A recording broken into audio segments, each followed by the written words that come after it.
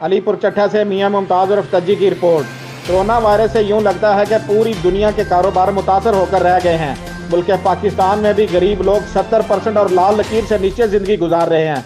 जहां तमाम तर कारोबार बंद होने से ताजर बरादरी और मजदूर परेशान हैं, वहीं पर मुखय्यर हज़रात अपनी अपनी वसात के मुताबिक अल्लाह को राज़ी करने के लिए अल्लाह की मखलूक की खिदमत कर रहे हैं।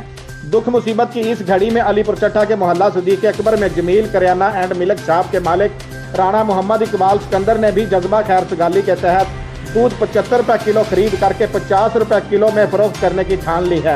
उनका कहना है कि जब तक कोरोना वायरस खत्म नहीं होता, इस वक्त तक न सिर्फ दूध 50 रुपये किलो बल्कि करियाना पर भी मुनाफा नहीं लिया जाएगा। दुध तुसी किस रेट तो लेके आ रहे हो?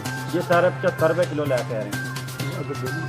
75 रुपये किलो दूध लेके आ रहे हैं। सारा कोरोना वायरस की वजह तो जो ना आवाम भुखी मार रही है, मतलब परेशान है ढेर सारी, जिसकी वजह तो जो ना अल्लाह की रजा से 50 रुपये किलो से जो दूध दे रहे हैं। मोहल्ला सदीक अकबर पुराना तलाब तो अर्ज कर रहे हैं।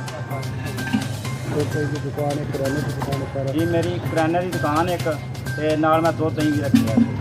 सिर्फ अल्लाह की रजा से जो मैं 75 रुपये खरीदे मेरी जाती, 50 रुपये जो मैं अल्लाह की रजा से मैं सेल कर रहा।